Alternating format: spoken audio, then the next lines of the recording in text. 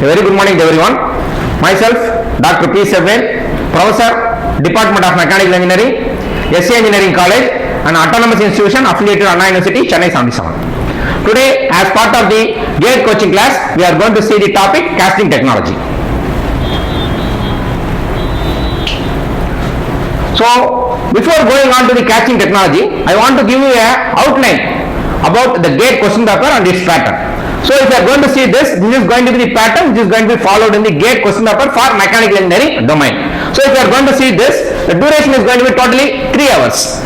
And what is the mode of the exam? The exam mode is going to be a single paper computer based test, that is CBT. And what are all the types of the questions which is going to be asked? If you are going to see, first question is going to be multiple choice question, that is MCQ, followed by MSQ, that is multiple select questions, and finally NAT, that is numerical answer type questions. And the total number of questions which is going to be asked over here is going to be 65. So totally we are going to have 65 questions, and the total marks is going to be 100. And the total number of sections in this question paper is going to be 2 or 3 depending upon the question paper.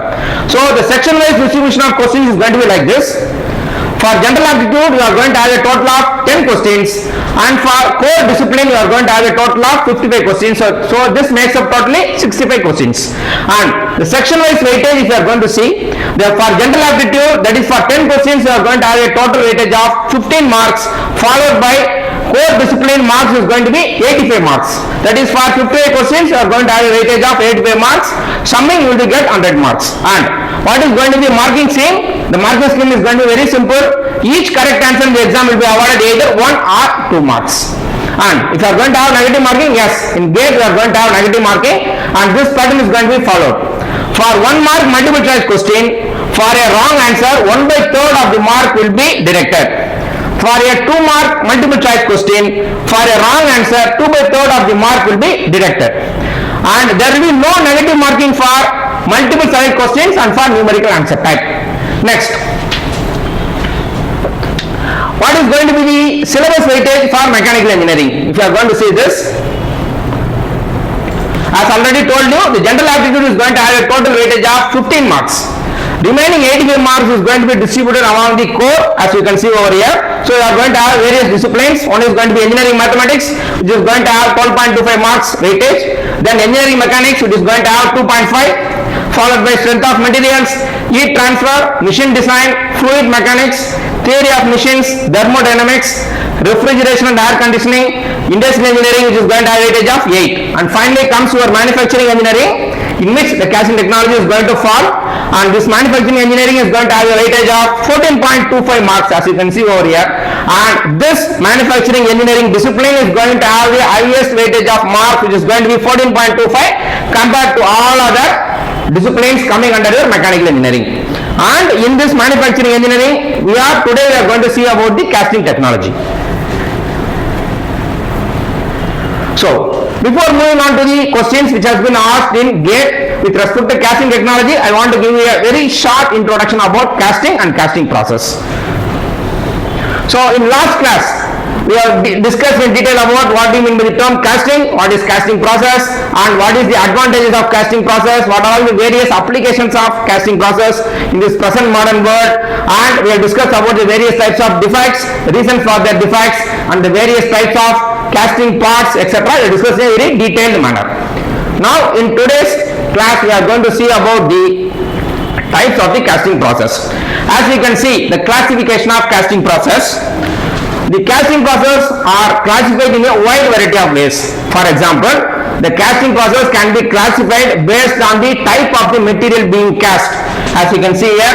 Then it can be classified based on the methodology of pouring, that is, how you are going to pour the molten metal. Based on that methodology, the casting process can be classified. And another most important thing, what type of mold you are going to use. Based on that mold, you are going to classify the casting process. So out of these 3 different types of classifications, that is, what type of metal is being cast, how you are going to pour the molten metal, and what type of mold is going to be used. Today we are going to see about the classification based on the type of the mold being used in the casting process. So based on the type of the mold, you can classify the casting process into 3 different types. First is going to be an expandable mold, then a gravity mold, and then a permanent mold, as you can see over here. So if you are going to see the first thing, expandable mold, this type of mold cannot be reused again and again. So expandable mold is a mold which is going to be used in a casting process, in which the mold cannot be reused again. Once it is going to be used, it will be demolished, or it will be destroyed, or it will be broken down. So that is going to be called as your expandable mold. Then followed by gravity mold. As you can see here, the gravity mold, a mold that uses gravity. So in this type of mold, the molten metal is poured into the mold using the gravity. So that is given over here. A gravity mold is a mold that uses or employs gravity to pour the molten metal into the pattern or into the mold. That is going to be the gravity mold. Then third type is going to be called as a permanent mold. So if you are going to see the permanent mold, it is exactly opposite to expandable mold. A permanent mold is a mold which can be reused again and again and again. On the contrary, the expandable mold can be used only once, or it cannot be reused again. But at the same time, a permanent mold is going to be a mold which can be reused again and again and again. So this is the three basic type of casting based on the mold which you are going to use. So I think you have got a better understanding. So I repeat once again, in the casting process, there are many ways in which you can classify the casting process. Here we are seeing about the type of the mold which is going to be used in a casting, and based on the what type of mold you are going to use in a casting process, the mold or the casting process is going to be classified into three different types. First one is going to be expandable mold, then gravity mold, and the last is going to be a permanent mold. You can also classify the casting process based on the metal being cast, then how you are going to pour the molten metal, etc. That comes under different classification. Now, we are going to see something in deep about your expandable mold casting process. So as already told you, the expandable mold casting process is a manufacturing process that employs or that uses mold that are broken after being used to create a cast part or cast component.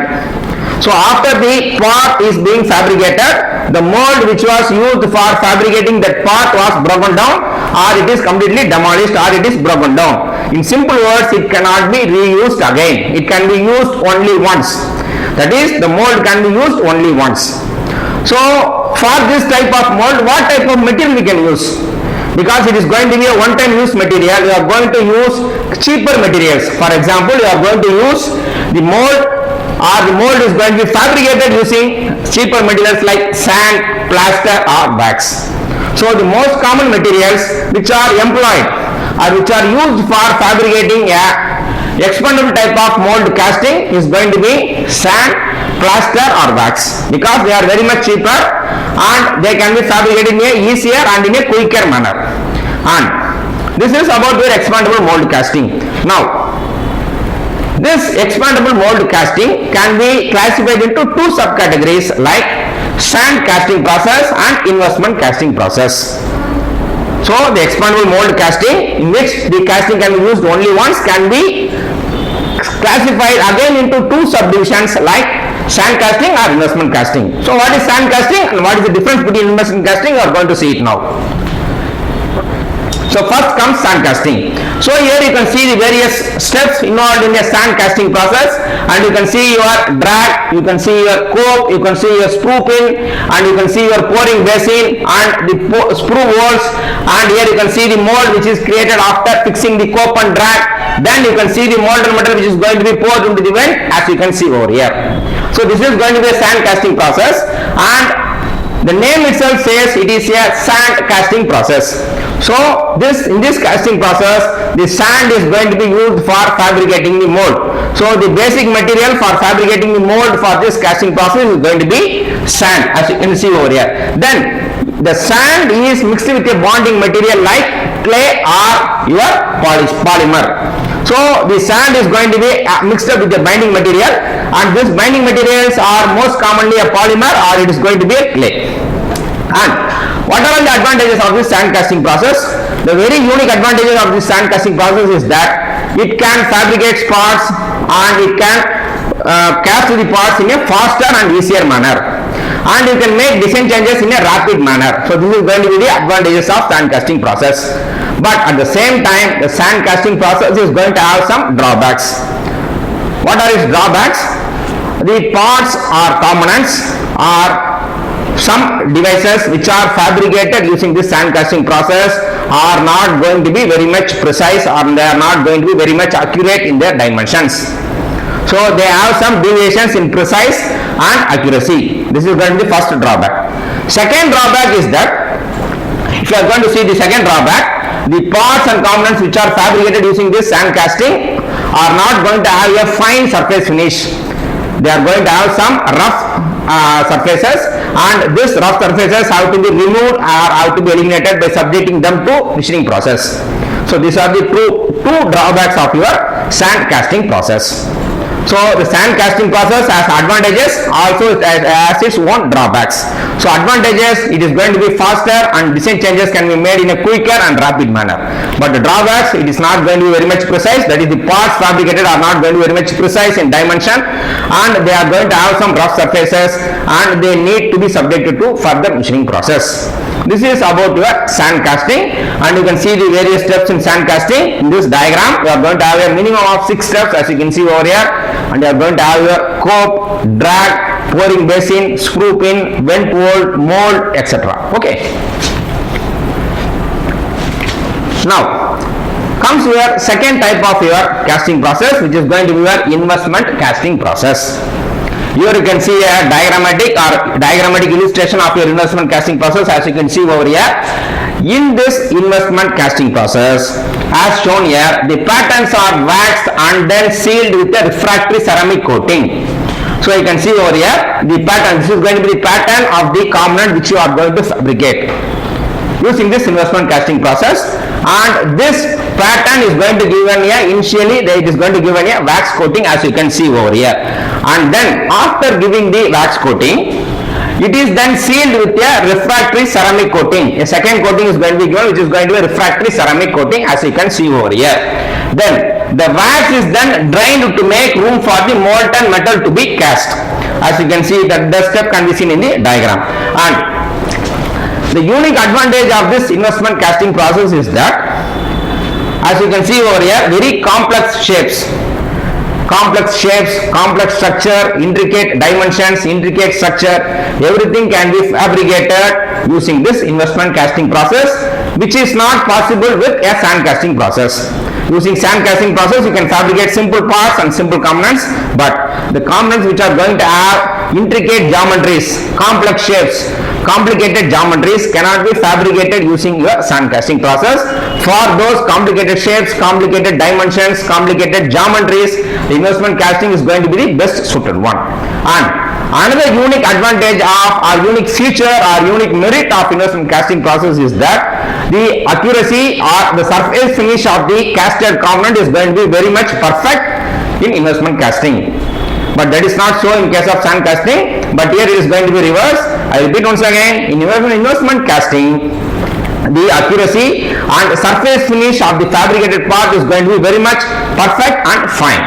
So this is going to be about investment casting. With this idea, we are going to see a minimum of 7 gate questions which has been asked in the previous years with respect to casting technology. Shall we proceed? Okay. So we are going to have the first question, that is a sound question, which is going to be a continuation of the previous questions in the previous class. This question was asked in the year GATE 2015. So this question was asked, this is a multiple choice question. It was asked in the year 2015, as you can see over here. Now let us read the question first. In full mold cavity less casting, that is in a full mold casting or full mold or cavity less casting process, the pattern is made of option A, expanded polystyrene, then option B, wax, option C, epoxy, option D, plaster of Paris. So you are given 4 options. So whenever a question is going to be asked with respect to GATE, you read the question once or twice or minimum 2 times you have to read the question, because majority of the answers will be lying in the question itself. So I am going to read the question again. In full mold or cavity-less casting process, the pattern is made of expanded polystyrene, wax, epoxy, plaster of Paris. So now let us see first. To give the answer for this, we have to understand what is going to be meant by full mold casting or cavityless casting. That we are going to see over here now. So if you are going to see the full mold casting, as you can see over here, the full mold casting is also called as evaporative casting. I repeat once again, our question it is given very clearly, full mold or cavityless casting. The other names for full mold or cavityless casting, the other name is evaporative casting. So if you see this evaporative casting process, this is going to be a unique type of casting process in which the pattern which you are going to use for fabricating the end component or end product gets evaporated when the molten metal is poured into the mold. I repeat once again, full mold casting or cavityless casting is also called as evaporative type of casting process. What do you mean by term evaporative casting? Evaporation means the material is going to get evaporated. Here, which is going to get evaporated? Here, the pattern which is going to be used for fabricating the end product or end component gets evaporated. After the molten metal is going to be poured into the mold. The molten metal which is going to be at very high temperature, when it is going to be poured into the mold, due to the high temperature of the molten metal, the pattern used in this evaporative casting will get evaporated. That is going to be the term, or that is going to be the meaning for evaporative casting. So here you can see a picture of this. Here you are going to have the sand and you are going to have the pattern. So once the molten metal is going to be poured, the evaporative casting or the pattern gets evaporated, as you can see over here. So moving on to the previous option, we are having four options: expanded polystyrene, wax, epoxy and plaster of Paris. So if you are going to see in this, you are going to have plaster of Paris, you are going to have epoxy, you are going to have wax. So these three are materials which will get melted when it is going to subject to high temperature, but they will not get evaporated. I repeat once again, first understand what is about full mold and what is about cavityless casting, because both are going to be same. So the name indicates it is going to be a evaporative casting process. So evaporative casting process is that the pattern will get evaporated. So wax will get evaporated? No, it will not get evaporated, it will get melted alone. So epoxy is also same. So plaster of Paris will also get melted, they will not get evaporated. So the only material which will get evaporated here is going to be your expanded polystyrene. So the answer is going to be expanded polystyrene. So answer is option A, which is going to be expanded polystyrene.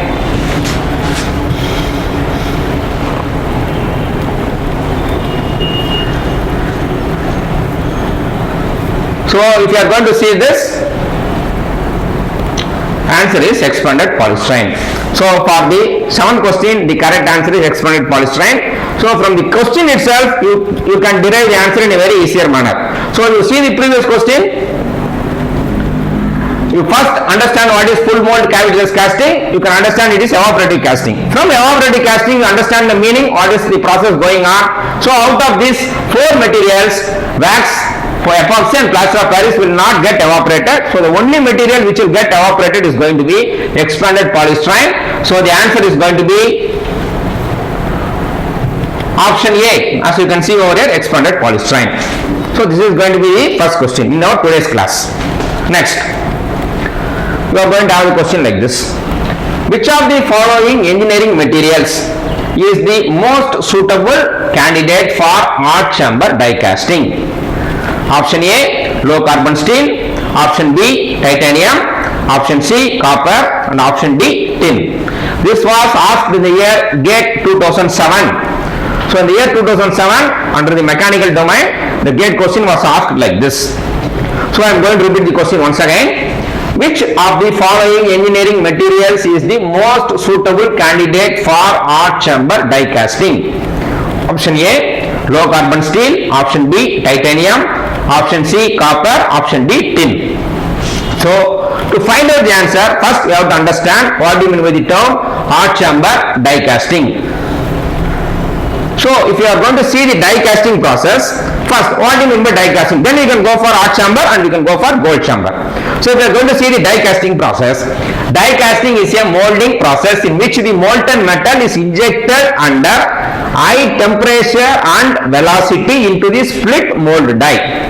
So here the molten metal is going to be injected into the split mold die under high temperature and pressure. That is going to be die casting process. This die casting process is going to be of two types. One is going to be hot chamber, another is going to be cold chamber process. If you are going to see the hot chamber, in hot chamber you are going to use the materials which are going to have melting point lower than 930, that is 390 degrees Celsius. So hot chamber casting process normally employs materials which are having lower melting point, which is exactly around 390 degrees Celsius. So the materials which are going to have this melting point around 390 degrees Celsius are zinc, tin, lead alloys. And at the same time, high temperature materials which are going to have the melting point above 300 degrees Celsius are going to be used in our cold chamber die casting, and the best example is going to be aluminum alloys. So for hot chamber, our question falls on hot chamber die casting. So for hot chamber die casting, the materials which are going to have melting point around or lower than 390 degrees Celsius are going to be used, and the examples are like this: zinc, tin and lead alloys. These are the most commonly used common materials for hot chamber die casting. So go back to the question. We are going to have the answer question like this. So you are going to have low carbon steel, you are going to have titanium, you are going to have your copper, and you are going to have your tin. But the materials which are going to be normally used is going to be like this: zinc, tin and lead alloys. So the material is going to be like this: zinc, tin and lead alloys, which are going to fall under your hot chamber die casting. For cold chamber, you are going to have aluminum, but we are not going to speak about your cold chamber. We are going to speak only about hot chamber die casting process. So you see whether lead alloys, tin and zinc are available there. Low carbon steel is not going to be the answer. Titanium is not going to be the answer. Copper is not going to be the answer. The correct answer is going to be, the only available option is going to be tin.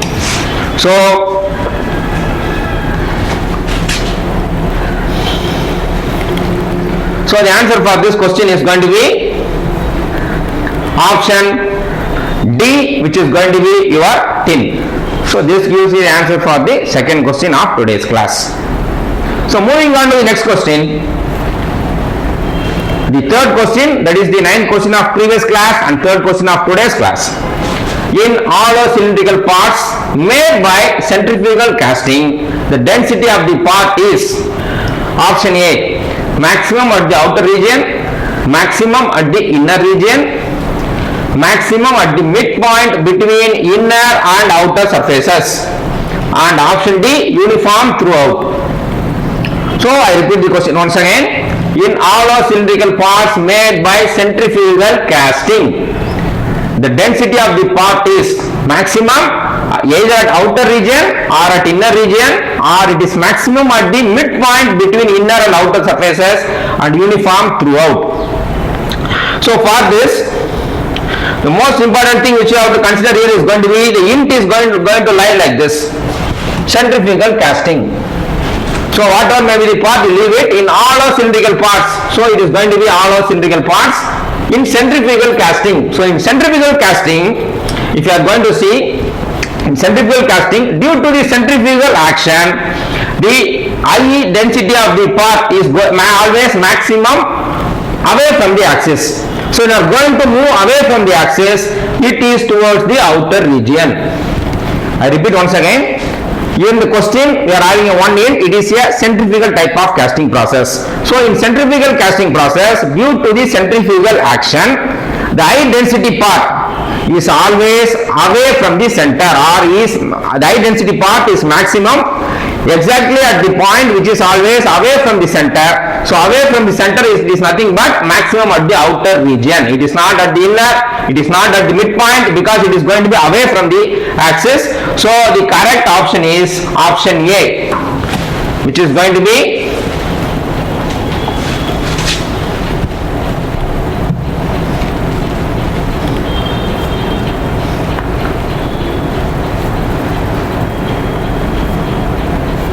So the correct option, as you can see over here, it is going to be option A, which is going to be maximum at the outer region. So this is going to be the answer for our 9th question, as you can see over here. This question is going to be very simple. From centrifugal casting itself, you can take down the answer and you can find it out.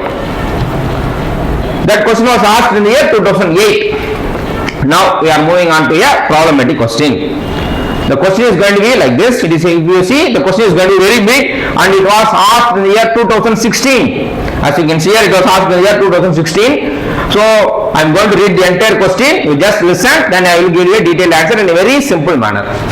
I am going to read the question now. Equal amounts of a liquid metal at the same temperature are poured into 3 molds made of steel, copper and aluminium. The shape of the cavity is a cylinder with diameter. The size of the molds are such that the outside temperature of the molds do not increase appreciably beyond the atmospheric temperature during the solidification. The sequence of solidification in the mold from fastest to slowest is, they are given 4 options, and also they are given the values for thermal conductivity of steel, copper and aluminium are 3 values, 60.5, 401 and 227 respectively. Then specific heat of steel, copper and aluminium are 434, 385 and 903 joules per kilogram Kelvin, followed by the density of steel, copper and aluminium are 7854, 8933 and 2700 kilogram per meter cube respectively. You have to find out the sequence of solidification in the mold from fastest to slowest, which options are copper, steel, aluminium. Option B, aluminium, steel and copper. Option C, copper, aluminium and steel. Option D, steel, copper and aluminium. This was asked in the year 2016. So seeing this very big question and seeing it as a problematic, don't get panic. We can resolve it in a very easy manner.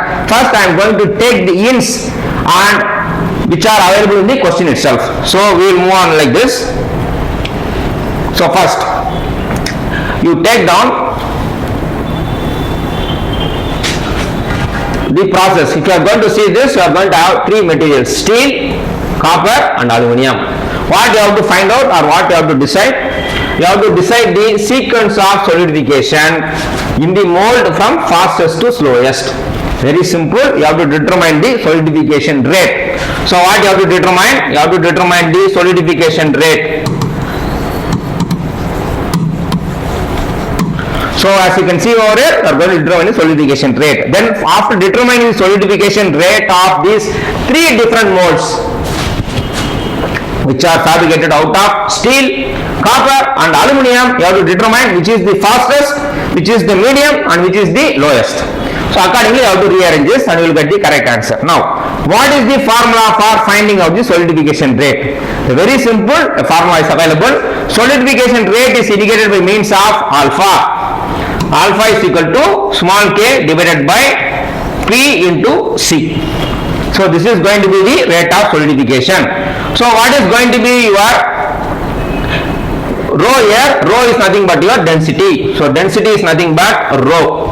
As you can see over here, you are having 3 values for steel, copper and aluminium. Then what is going to be your specific heat? Specific heat is indicated by means of C. So C is going to be 434, 385, 903 for your steel, copper and aluminium respectively. Then what is going to be your K? K is nothing but your thermal conductivity.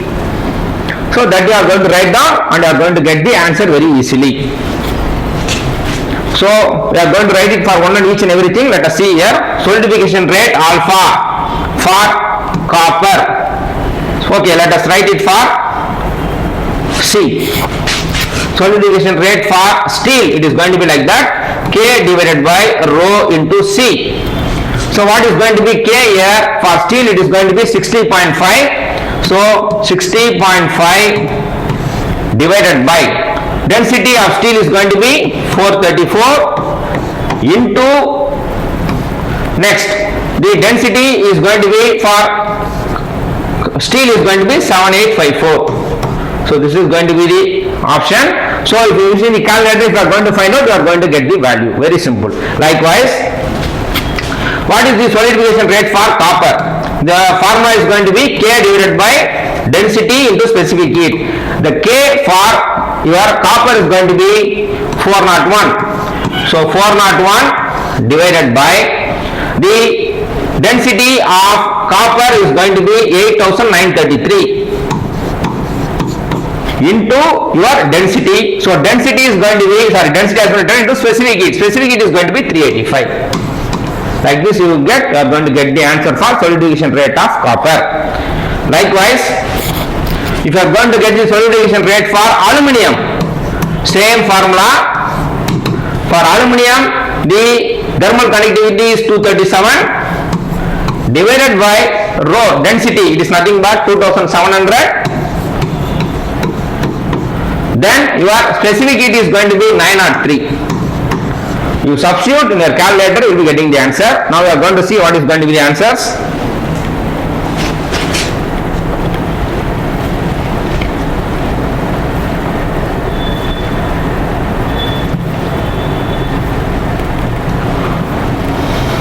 So whatever formula I told you, now it is going to be available here. Alpha is equal to K divided by rho into C, where K is going to be the value given previously, it is going to be, rho is going to be density, C is going to be specific heat. As you can see over here, K is going to be your thermal conductivity. Now you are going to substitute the values as you have seen previously. You are going to get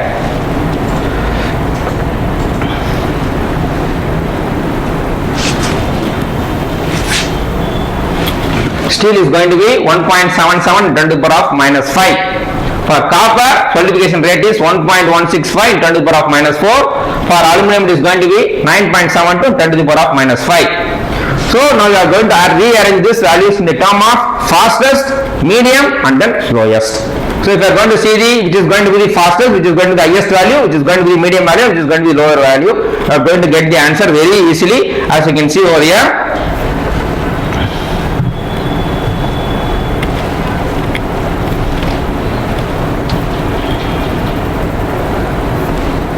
So the answer is option C. This shows that copper, as you can see over here, 1.165 10 to the power of minus 4, because both other values are going to have 10 to the power of minus 5. So which is going to be highest solidification rate? Second one is going to be copper. Write it first.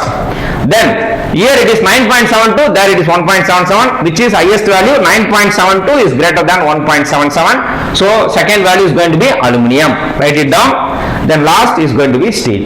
So the correct option is going to be option C, which is going to have the solidification rate from fastest to slowest. So fastest to slowest, copper followed by aluminium and then steel. So this gives you the answer. Okay. So moving on to the next question, you can see over here. Again, this is also a problematic question which was asked in the year 2011. You can see here. First, read the question thoroughly twice. Then from the question itself, you take all the input values, input data, substitute a formula, find out the answer. You will get the answer very easily in a simple manner. So I am going to read the question. As you can see here, a cubic casting of 50 mm side undergoes volumetric solidification, shrinkage and volumetric solid contraction of 4% and 6% respectively. No riser is used. Assumed uniform cooling in all directions.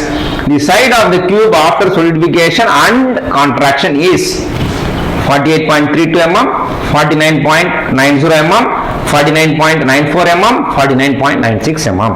So you are having 4 options. Now from the question itself, you take the input data. So very simple, I am going to take the input data. First, what is going to be the material? It is going to be a cube. What is going to be the material? It is going to be cube. So what is going to be the volume of a cube? It is going to be a cube. Okay, say for example.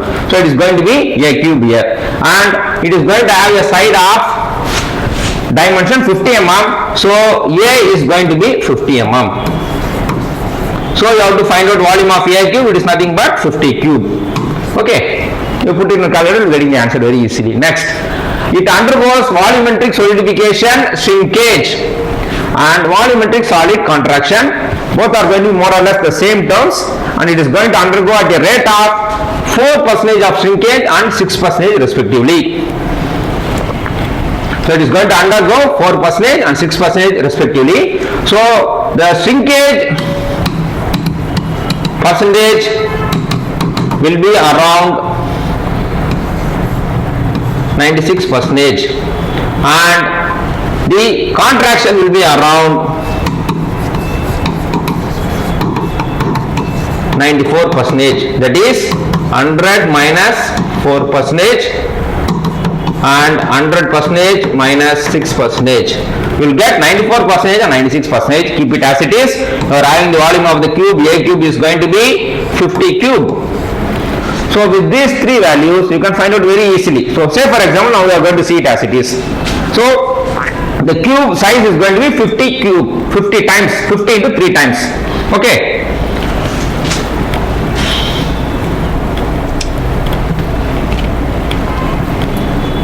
Okay, as you can now you can see over here.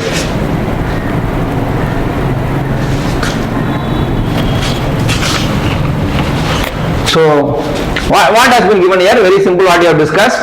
The volumetric solidification, shrinkage and contraction both are going to give you a decrease in dimension. So here the dimension is nothing but volume.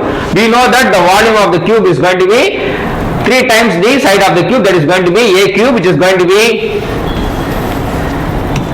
1,25,000 mm cube. Okay, so the volume of the cube is going to be 1,25,000. So what is going to happen to that cube when you are going to cast it? It is going to undergo shrinkage and it is going to undergo contraction. Shrinkage is going to be around 4% and contraction is going to be around 6%, which is nothing but very simple. You are going to minus 100 minus 4, you will get 96%, which is going to be 0.96. So 6 is nothing but 100 minus 6, you are going to get 94%, which is nothing but 0.94. You subtract this value, and you are going to do this from the volume. You are going to remove these two things from the volume. You are going to get the amount which is going to get shrink and which is going to get contracted. So here you are going to have the volume cube 1,25,000 into your shrinkage into your contraction. You are going to get 1,12,800 mm cube. Okay. So what is going to be this is going to be the reduced volume. So you give a cube root of this 1,12,800. You are going to get 48.32 mm. This gives you the answer. I repeat once again. What is going to be the total volume of the cube? One side of the cube is going to be 50 mm. You can see here. So what is going to be A cube? 3 times 50, 1,25,000. But this is going to have a reduction in volume, which is going to reduce this volume. The shrinkage and contraction are going to reduce this, and the percentage of shrinkage is going to be 4%, that is 0.96, and contraction is going to be 6%, that is 0.94. You multiply those two values, they are going to reduce the volume. So you are going to multiply with this volume, you are going to get a value of 1,12,800 mm cube. This is the reduced size of the cube. And if you are going to see the option, the option is going to be first option A, 48.32. Other options are not going to be valid. The correct exact answer is going to be cube root of 1,12,800. Volume is going to be nothing but 48.32 mm. So on each side it is going to have a reduced volume of 48.32 mm. This is going to be the answer for this question. Next question is going to be a theoretical question. As you can see over here, this was asked in the year 2014. So this question says you, the arc tearing in a metal casting is due to option A, high fluidity, high melting temperature, wide range of solidification temperature, then low coefficient of thermal expansion. So now what is going to be arc tear? Arc tear is a casting defect. And why this casting defect is going to take place? In our previous class itself we discussed in a very detailed manner about the various types of defects and the casting flaws, etc., and what is the reasons. So the arc tearing is going to be a defect which is going to take place mainly due to differential rate of cooling. So arc tear is going to be a defect which is going to take place due to differential rate of cooling. It is also a defect that occurs during the solidification of casting. It is going to take place due to differential rate of cooling, and it also takes place due to solidification of the casting, and due to non-uniform cooling, internal stresses can be developed in a casted path, and these stresses will be more than the strength of the base material, and cracks can be expected. And one type of such crack is going to be your RTS, and here you can see some of the examples for RTS. Here you can see RTR, here you can see RTR defect, here you can see RTR defect, here you can see RTR. So this one all are going to be the RTR, and this is going to take place due to a differential rate of cooling or solidification of casting. So go to the previous options. So high fluidity, the answer is not going to be like this, it is not correct. So high fluidity is not correct. Then you are going to have melting temperature, no. Then you are going to have low coefficient of thermal action, the answer is no. Then the third option is wide range of solidification temperature, that is differential cooling rate, that is going to be the correct answer, and the correct option is C. So this you can see over here. So the answer for this question is going to be wide range of solidification temperature, option is C. Now moving on to the last question of today's class. It is also a theory question. It was asked in the year 2023, just 1 year before. Previous year this was asked. You can see this. A very simple question. You can do the answer very clearly in a easier manner. In the casting process, a vertical channel through which the molten metal flows downward from the pouring basin to the runner for reaching the molten cavity is called blister, screw, riser and thin wall. So now again, from the question itself, you take all the you take all the input data, so you can find out the answer very clearly. So in a casting process, a vertical channel, you underline this, a vertical channel through which the molten metal flows downward from the pouring basin to the runner. So you underline these things. It is a vertical channel which makes the molten metal to flow from the pouring basin to the runner for reaching the mold cavity is. So let us see the diagram. So it is a vertical channel. In this diagram, which is going to be a vertical channel, either it is going to be a riser or it is going to be a screw, and it makes the molten metal to pour from the pouring basin to the runner. So the only vertical channel which permits this is going to be a screw, and the answer is going to be screw here. So the correct answer is option B, which is going to be screw. With this, today's class comes to an end. In the forthcoming classes, we see more interesting questions with respect to casting technology and various other subdomains of manufacturing engineering. Thank you very much.